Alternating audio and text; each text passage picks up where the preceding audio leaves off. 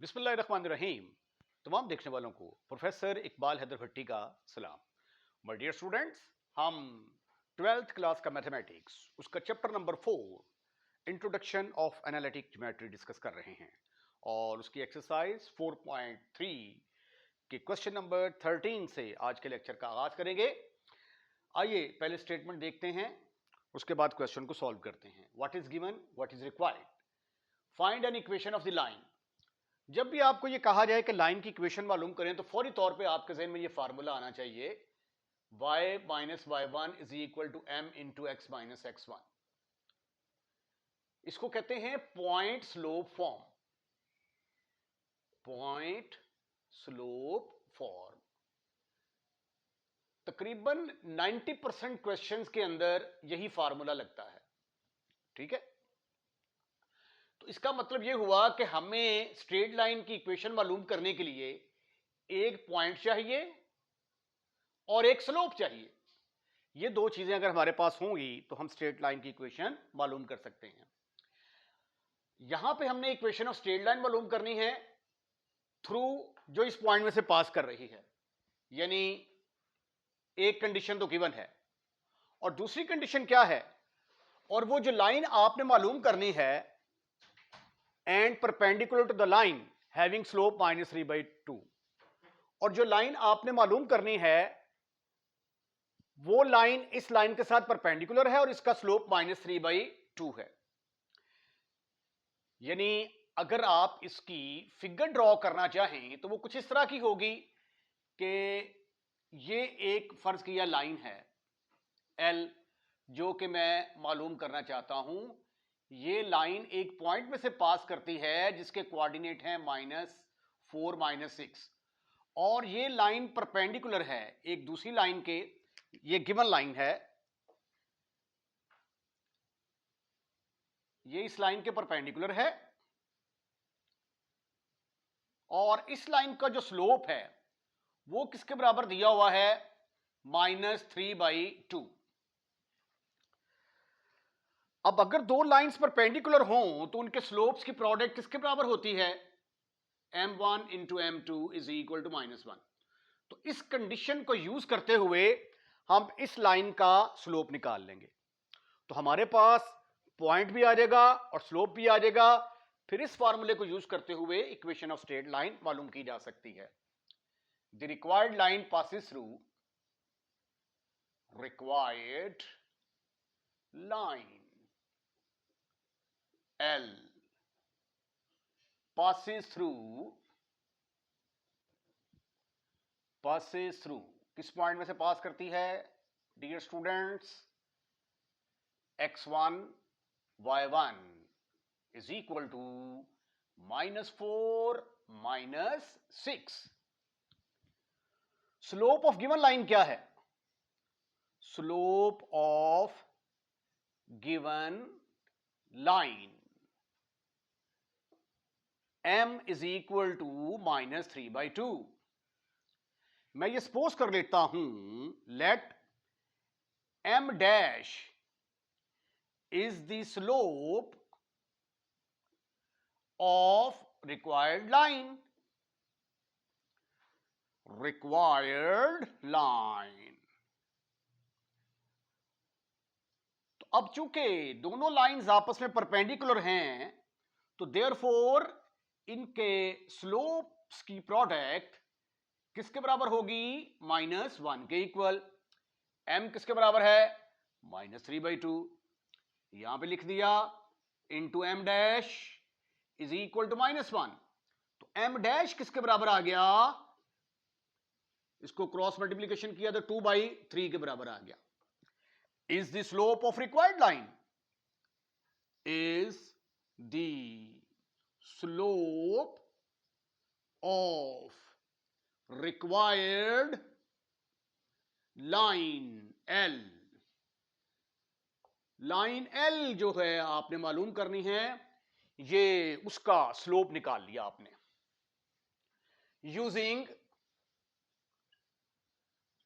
y minus y1 is equal to m dash, क्योंकि m जो है वो आपने इसका नाम रख दिया है, into x minus x1, y minus y1 की जगह पे क्या आ जाएगा, minus six is equal to m dash की जगह पे आ गया 2/3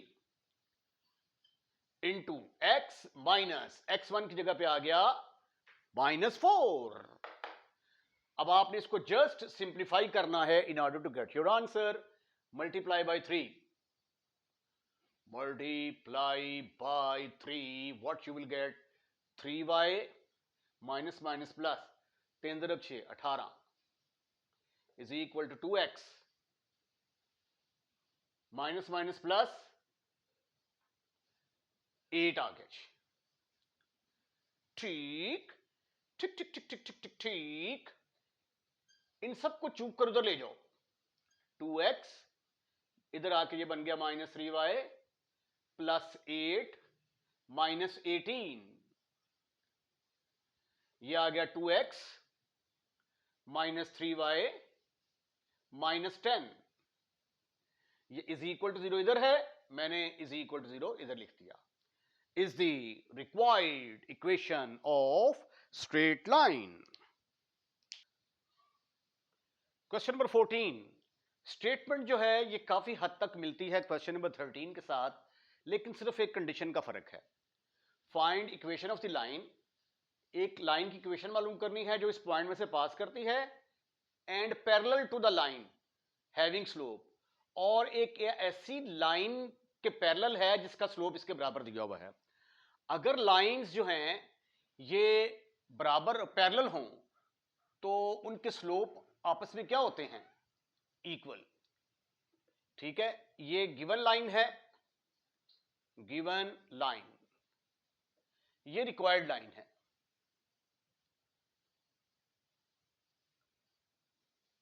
तो if lines are parallel, if lines are parallel, तो फिर उनके स्लोप आपस में क्या होते हैं, बराबर होते हैं। तो इस कंडीशन को इस्तेमाल करते हुए हम इस लाइन का स्लोप निकाल लेंगे। तो सबसे पहले देखते हैं कि गिवन क्या है हमें, the required line passes through a point which has coordinate 11 minus 5. The slope of the given line is, the slope of the given line is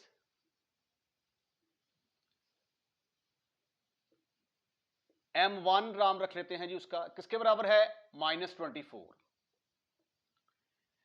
Let m2 is the slope of required line, is the slope of required line।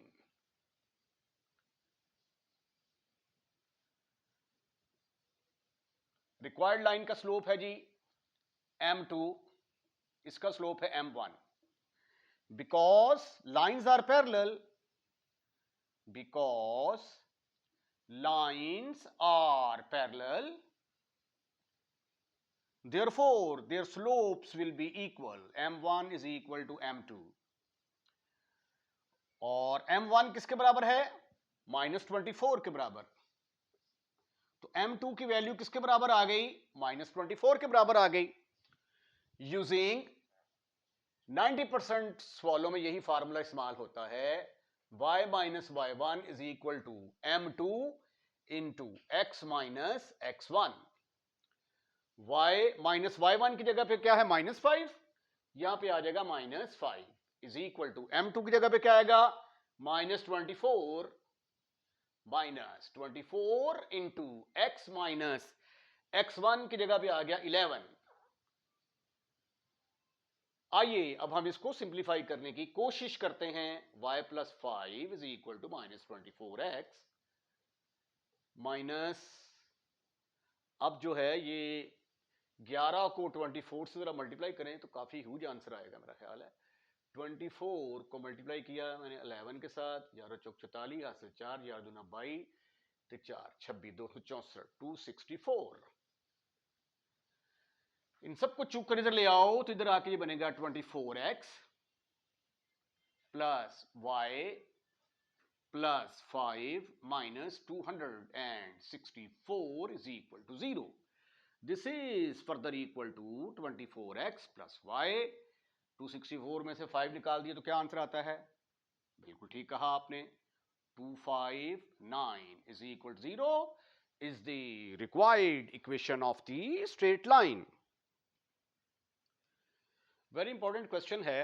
इस तरह का एक theorem भी आपने जो है वो जब मैट्रिक आपने किया होगा तो मैट्रिक क्लास में ये पढ़ा होगा, और इस तरह का जो स्टेटमेंट है वो वेक्टर के अंदर भी जो है क्वेश्चन मौजूद है. स्टेटमेंट क्या है ये देखें.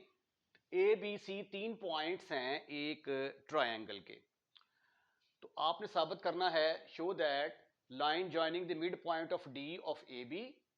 डी जो है वो ए बी का मिड पॉइंट है और ई जो है वो ए सी का मिड पॉइंट है. तो इन दोनों पॉइंट को जोड़ने से जो लाइन बनती है डी ई, ये डी ई क्या होगी? बी सी के पैरेलल होगी, और डी ई की लेंथ जो है वो बी सी की लेंथ के हाफ के बराबर होगी. तो आइए इसको जरा डिस्कस करने की कोशिश करते हैं. पहले फिगर ड्रॉ करते हैं, उसके बाद फिर इसको सॉल्व करते हैं. ये मैंने एक ट्रायंगल ड्रॉ की है A B C. A B का जो मिड पॉइंट है वो ले लिया मैंने डी. ठीक है, उसने कहा है show that the line joining the mid point D of A B, यानी ए बी लाइन का जो मिड पॉइंट है वो डी है, and the mid point E of A C. E जो है ये क्या है? ए सी का मिड पॉइंट है. ठीक है, तो ये देखिए डी और ई को जोड़ने से एक लाइन बन गई डी ई. हमने प्रूफ करना है कि डी ई और बी सी आपस में पैरेलल हैं. उसके लिए हमें क्या करना पड़ेगा? हम इस लाइन का स्लोप निकाल लेंगे और इस लाइन का स्लोप निकाल लेंगे. अगर दोनों के स्लोप्स बराबर आ गए तो हम कह देंगे कि दोनों लाइंस आपस में क्या हैं? पैरेलल हैं. उसके बाद फिर इसके ऊपर डिस्टेंस फार्मूला लगाएंगे, इसकी लेंथ निकालेंगे. फिर इसके ऊपर डिस्टेंस फार्मूला लगाएंगे, इसकी लेंथ निकालेंगे. इसकी लेंथ को 2 पर डिवाइड करेंगे और साबित कर देंगे कि वो डी ई लेंथ के बराबर आती है. अब सवाल ये है कि डी के कोऑर्डिनेट कैसे निकाले जाएं और ई के कोऑर्डिनेट कैसे निकाले जाएं. अब डी क्या है? डी मिड पॉइंट है ए बी का, और मिड पॉइंट का फार्मूला क्या होता है? एक्स वालों को आपस में ऐड कर दो, 2 पर डिवाइड कर दो, तो ये आ जाएगा 5/2. y वालों को आपस में ऐड कर दो, 2 + 3 डिवाइडेड बाई 2, तो ये भी किसके बराबर आ जाएगा? 5/2. ये मेरे पास d के कोऑर्डिनेट निकल आए. अब e के coordinate, e is the mid point of A B, तो -1 + 2, -1 + 2 डिवाइडेड बाई 2, तो आंसर आ गया +1/2. उसके बाद दूसरे y वालों को आपस में ऐड करके 2 पर डिवाइड कर दें, तो ये आ गया -2/2. तो सिंप्लीफिकेशन के बाद आंसर आ गया -1. ये e के कोऑर्डिनेट निकल आए. अब हमारे लिए DE का स्लोप निकालना और BC का स्लोप निकालना आसान हो गया है. ठीक है, आइए क्वेश्चन को स्टार्ट करते हैं और पहले देखते हैं कि हमें गिवन क्या है. A जिसके कोऑर्डिनेट है -1, 2, B जिसके कोऑर्डिनेट है 6, 3, C जिसके कोऑर्डिनेट है 2, -4 are the vertices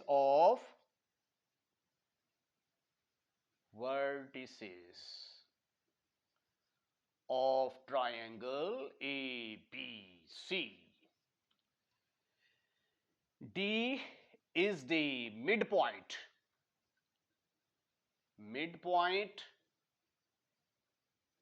of AB. तो लिहाजा D के कोऑर्डिनेट्स निकाल लें, फर्ज हो गए हम पर. ये आ गया -1 + 6 divided by 2, then you have 2 + 3, y1 + y2/2. Your answer is D के कोऑर्डिनेट आ गए 5/2, 5/2. उसके बाद E क्या है? E is the midpoint of AC. E is the midpoint of AC. तो E के कोऑर्डिनेट आ गए -1 + 2/2, 2 - 4/2, ई के कोऑर्डिनेट आ गए प्यारे खूबसूरत हैंडसम और स्मार्ट बच्चों, 1/2 कॉमा -1। ठीक है जी। अब हम निकालते हैं slope of B D E D निकाल लेते हैं जी पहले।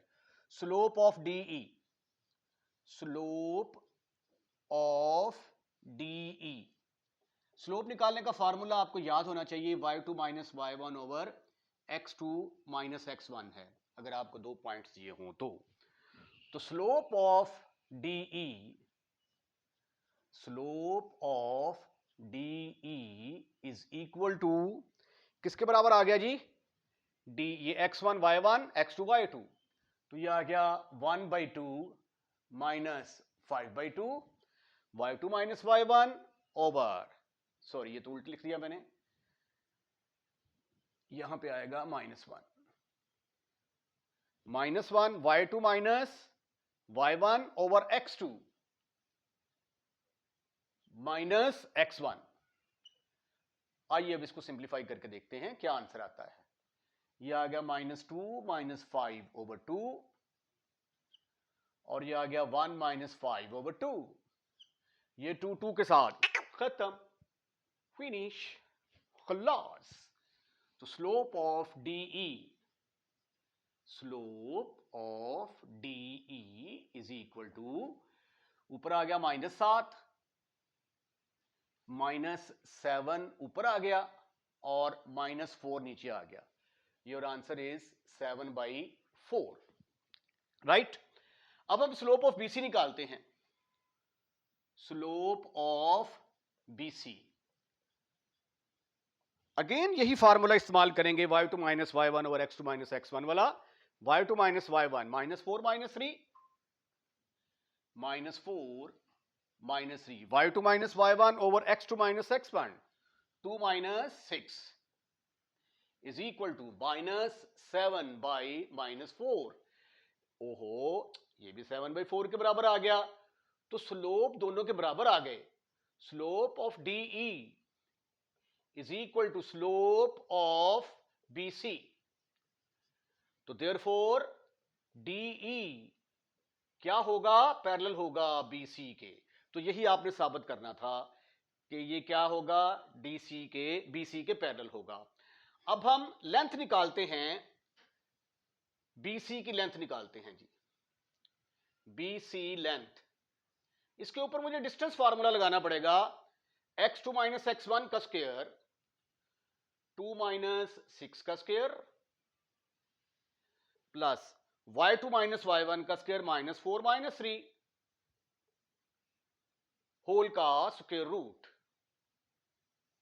इसको सिंप्लीफाई करते हैं तो क्या आंसर आता है, 2 में से 6 निकाले, बाकी रह गए 4, 4 चौके 16 जमा 4 और 3 7, 7 का स्क्वायर लिया 49 स्क्वायर रूट, तो ये आ गया स्क्वायर रूट ऑफ 65। अब हम डीई लेंथ निकालते हैं